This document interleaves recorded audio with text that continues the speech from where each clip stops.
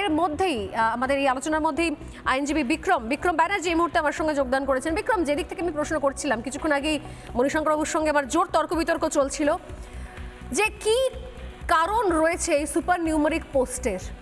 একজন সরকার, এতজন অভিযোগবাবু মণিশঙ্করবাবু বলছেন যে চাকরি চলে গেল, অনেকগুলো স্কুলের টিচার চলে গেল, অনেক পোস্ট ফাঁকা হয়ে গেল। চাকরি থাকার সাপোর্টে কোনো কথা বলেন আপনি, মিসইন্টারপ্রেট করবেন না। বলছি ইন্টারপ্রেট করছি না, আপনি একটু অপেক্ষা করুন। ইন দ্যাট কেস তাহলে চাকরি শুধুমাত্র যাওয়ার জন্য তো আন্দোলন চলছিল না, চাকরি যাতে মানুষ পান তার জন্য।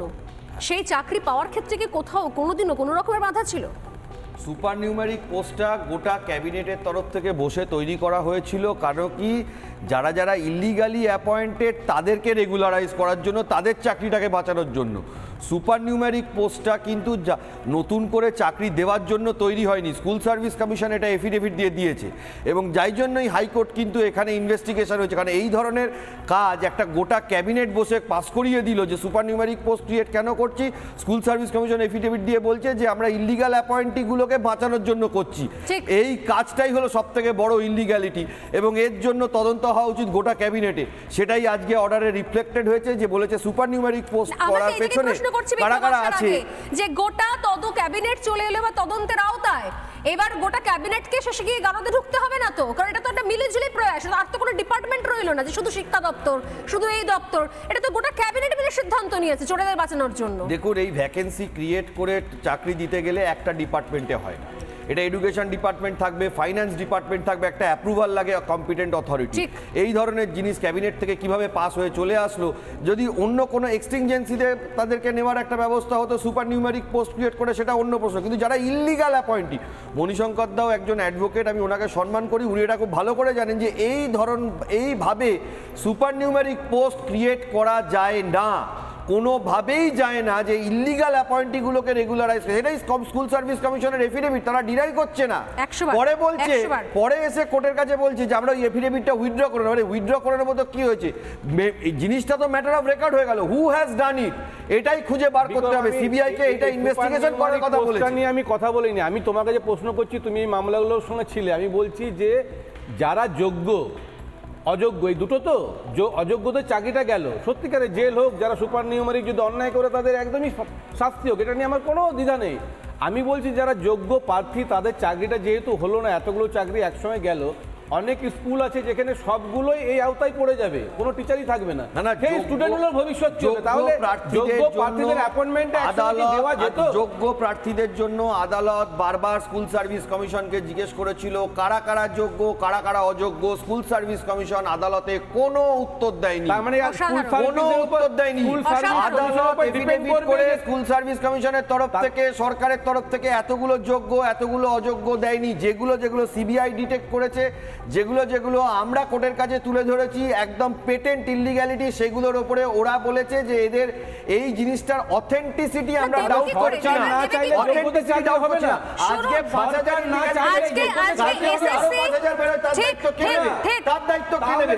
তাহলে সরকারের তরফ থেকে আপনারা, আপনি তো সরকারকে সাপোর্ট করছেন, আপনি বলুন কতগুলো এই 25,000 এর মধ্যে জেনুইন, আপনি বলুন কত, ফিগারটা বলুন না, আপনি ফিগারটা বলুন না, আরে আপনি ফিগারটা বলুন না। আপনি যদি সরকারকে ডিফেন্ড করে, সরকারের তরফ থেকে না, সরকারের তরফ থেকে আজকে ওয়েমার শিটগুলো গেল কোথায়? ওয়েমার শিট নেই, কোন পেন ড্রাইভে কোনো তথ্য নেই। জেনুইন বলছেন, ফিগারটা বলুন যে কতজন জেনুইন। আপনি নিজেও বলতে পারবেন না, আপনি নিজে একজন অ্যাডভোকেট, আপনি যদি সরকারকে রিপ্রেজেন্ট করতে চান, আমি এক সেকেন্ড শতরূপার কাছে আসছি। শতরূপা স্ট্যান্ড নিতে পারতেন। আরে একটা তো বলতে হবে। আমি একটু বলে নিই, তুমি তো সারা দিন শতরূপা গলায় রেস্ট নাও। আমি শুনলাম কিছুদিন আগে মাননীয় আসাম গেছিলেন, তখন আমি জানি না তোমরা হয়তো খবরে পড়োনি এখনো, গন্ডাররা দেখতে এসেছিল যে তাদের থেকেও মোটা চামড়া এইরা মহিলার আছে। আজও এত বড় জাজমেন্টের পরও চিৎকার করে করে পাইচারি করে করে বলছে যে এই জাজমেন্টটা পুরোটা ফ্রডুলেন্ট, আর ইমিডিয়েটলি তো তাকে কন্টেম্প্ট অফ কোর্ট করে দেওয়া উচিত। সে এখনও বলে যাচ্ছে মমতা ব্যানার্জি যে এটা নাকি বিজেপি ন্যায়ালয়, বিজেপির জাজেরা যারা আছে তারা নাকি বিজেপির কার্যকর্তারা, অথচ ইনি, আমি যেটা বিক্রম এতক্ষণ ধরে বলছিলাম, আমি বিক্রমের কথার সুর টেনেই বলছি, একেবারে intentionally intentionally not only supernumerary post, এই পুরো করাপশনটাকে ইনস্টিটিউশনালাইজ করে ফেলেছে। আজকে তুমি বলো, যেটা বিক্রম এক্ষুনি বলছিল, এসএসসি প্যানেল থেকে কোনো রকম কোনো ইনফরমেশনই দেওয়া হয়নি এবং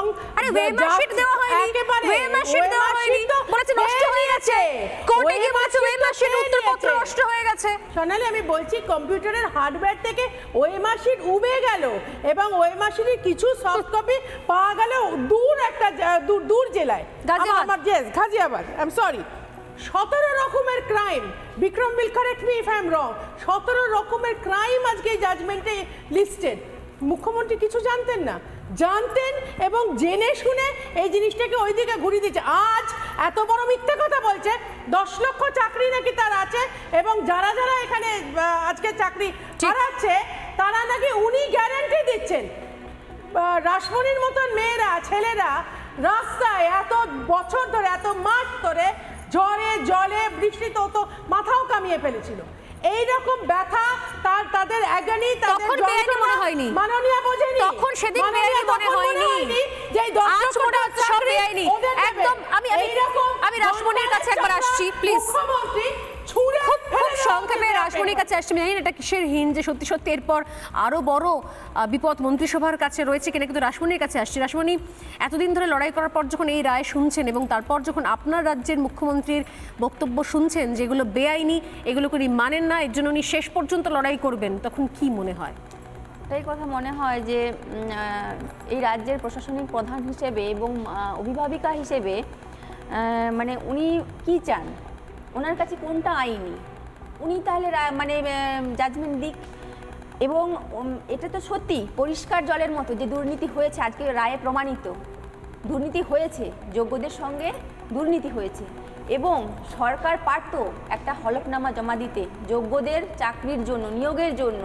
এতদিন সুপ্রিম কোর্ট থেকে একটা স্পেশাল বেঞ্চ গঠন করে দেওয়া হয়েছে, যেখানে এতদিন ধরে প্রত্যেকটা দিন প্রতিটা মুহূর্ত হিয়ারিং চলছিল। সেখানে কিন্তু সরকারের তরফ থেকে কোনো আইনজীবী বা কমিশনের তরফ থেকে কোনো আইনজীবী একবারের জন্য ওখানে কোর্টে গিয়ে বলেনি যে হলফনামা জমা দেয়নি যে লিখিত আকারে যে আমরা যোগ্যদের নিয়োগ করতে চাই। তাহলে হয়তো আজকে এই দিনটা দেখতে হতো না, আজকে সবার চাকরি যেত না। যারা এই প্যানেলে যারা বৈধ চাকরি প্রার্থী তাদেরও হয়তো এই সমস্যা ফেস করতে হতো না। এই দায়টা সরকারকে নিতেই হবে এবং কমিশনকে, শিক্ষা দপ্তরকে অবশ্যই নিতে হবে। আজকের রায় অবশ্যই আমরা এইটা কোনোদিন আশা করিনি বা আমাদের দাবি একটাই ছিল প্রথম থেকে শেষ পর্যন্ত, এখনো আছে যে অযোগ্যদের বাতিল করে সেই জায়গায় যোগ্যদের নিয়োগ দিক এবং সেটা